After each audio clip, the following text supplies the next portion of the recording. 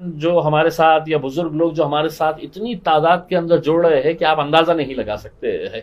उनका यही कहना था कि हम भाजपा को वोट नहीं दे सकते हैं और कांग्रेस हमारी मजबूरी है, तो हमारे पास तीसरा कोई ऑल्टरनेटिव नहीं था। तो अब मजलिस के रूप के अंदर वो ऑल्टरनेटिव देंगे, उसमें मेहनत करेंगे, इलेक्शन लड़ेंगे, उसमें पूरी ताकत के साथ ईमानदारी के साथ इलेक्शन लड़ेंगे। नतीजे क्या होंगे वो देखा जाएगा। तो यानी कि सिर्फ मुस्लिम वोट के लिए टारगेट है सर, हमने कहीं पर भी ना मेरे कायद बैरिस्टर असदुद्दीन अवैसी साहब, ना मैं as a member of parliament, ना हमारी पार्टी का कोई नेता कभी ये बताया है कि एमआईएम पार्टी सिर्फ मुसलमानों की पार्टी है करके।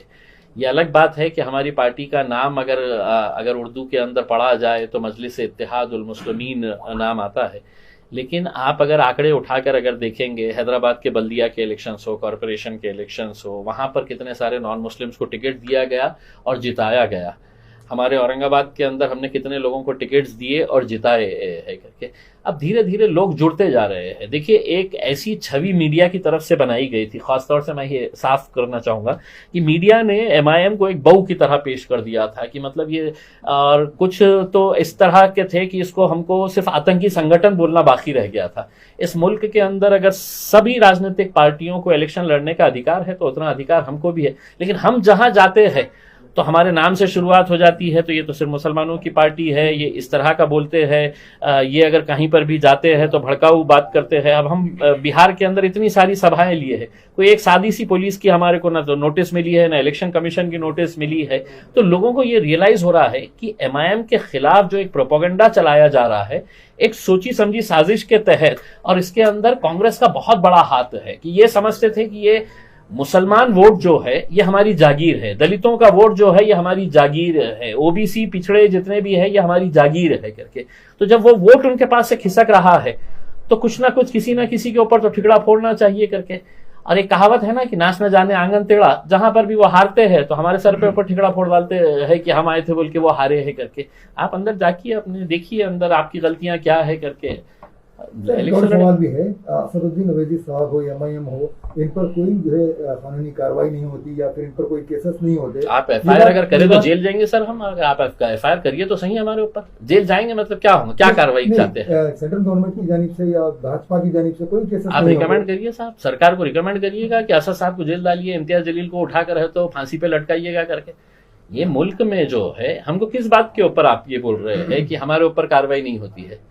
हमने क्या मालिया के जैसा है तो करोड़ों रुपया खा के बैठ गए हैं? हमने क्या बेईमानी का काम किए हैं? एक राजनीतिक पार्टी है, राजनीति के तौर के ऊपर हम लड़ रहे हैं उसमें। अब अगर आप ये कहेंगे कि नहीं साहब इनके ऊपर कार्रवाई क्यों नहीं हो रही है, तो किस बात की कार्रवाई होगी? अगर नहीं हो रही है तो एज अ सिटीजन आपको पूरा राइट है। अगर आप ये आरोप लगाएंगे कि असदुद्दीन अवैसी साहब आए हैं, उन्होंने आके अपनी तकरीर के अंदर ऐसा किए हैं और हमको इलेक्शन कमीशन सादी नोटिस भी नहीं देता है, तो आपको ये अधिकार है एज अ सिटीजन कि साहब इम्तियाज जलील आया, भाषण दिया और भाषण के अंदर उसने ये बोला, मुझे ये एफआईआर रजिस्टर करवाना है। उसके अंदर तथ्य होगा तो करेंगे उसके अंदर। और ऐसे वैसे ही मतलब कोई भी उठेगा और बोलेगा कि इनके ऊपर कार्रवाई नहीं होती है करके, और हम बैठे रहेंगे हाथ पे हाथ धरे हुए। साहब ये आप बात समझ लीजिएगा, वो दौर गया है कि जहां पर डराया जाता था, हमारे को घबरा के रखा जाता था कि तुम्हारे ऊपर कार्रवाई होंगे। अरे लड़ेंगे डटेंगे, वैसे भी मतलब क्या होने वाला है उसके अंदर?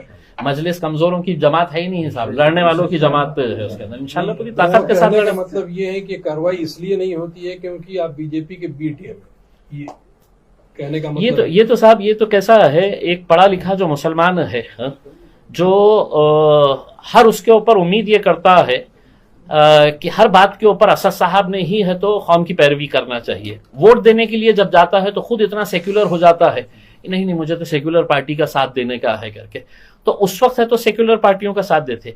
आज कर्नाटक के अंदर अगर हमारे साथ मजलिस के नौजवान अगर जुड़ रहे हैं तो ये सोशल मीडिया इतना एक्टिव हो गया है, उनको भी मालूम है कि सच क्या है गलत क्या है करके।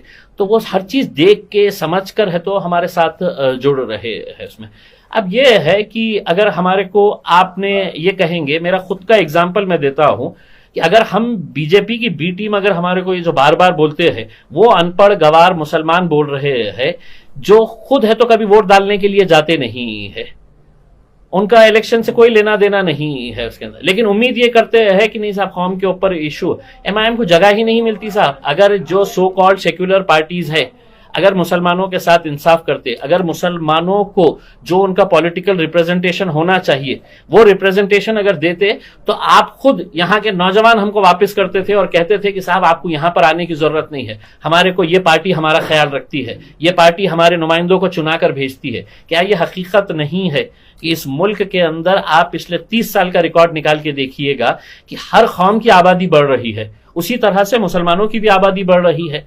लेकिन क्या वजह है कि हर 5 साल के बाद कोई भी इलेक्शन हो, चाहे वो आपका बल्दिया का इलेक्शन हो, चाहे वो एमएलए का इलेक्शन हो या एमपी का इलेक्शन हो, आबादी बढ़ रही है लेकिन आपका political representation of the community जो है वो हर 5 साल घट रहा है। किसी जमाने में हम 35-38 एमपीज हुआ करते थे, उसमें आज हम 15 के ऊपर गए, 15 से 12 के ऊपर आ गए, 11 पे आ गए हैं। असेंबलीज का भी यही हाल है। यानी कि इसका मतलब यह हो गया है कि आप रबर स्टैंप की तरह रहे। और लोग अब इतने तो होशियार हो गए ना, हम बी टीम है, सी टीम है, ए टीम है करके हमको यही बोल बोल के अल्हम्दुलिल्लाह हमने 5 सीटें बिहार में निकाल ली है। और वो चीखने वाले चिल्लाते रहेगा ये बी टीम है, बी टीम है। हमारे 5 नुमाइंदे अल्हम्दुलिल्लाह हमने बिहार की असेंबली के अंदर पहुंचा के आए हैं। सर, बिहार में आपकी जो बड़ी कामयाबी हुई, जो 5 सीटें आपने हासिल की, वहां पे भी लोगों का इल्जाम था कि बीजेपी एमआईएम पार्टी आई आने की वजह से जो है तेजस्वी यादव की पार्टी सत्ता में नहीं आई। खुद तेजस्वी यादव अपने एक प्रेस कॉन्फ्रेंस के जरिए कहते हैं कि एमआईएम के जरिए से हमें कोई नुकसान नहीं पहुंचा। नहीं, देखिए अब हम ऐसा करने वाले हैं कि हमको जहां पर भी इलेक्शन लड़ने का है तो हम सबसे पहले आएंगे और तेजस्वी यादव से पूछेंगे कि बाबा हम इलेक्शन लड़ना क्या। हम राहुल गांधी से इजाजत लेके आएंगे कि राहुल बाबा हम लड़ना क्या। अब कर्नाटक में आए हैं तो हम येदुरप्पा साहब से जाके पूछेंगे कि साहब हम आना क्या, यहाँ पे लड़ने के लिए आना क्या, बोलिए ना, आप बोले तो लड़ेंगे, नहीं बोले तो नहीं लड़ेंगे।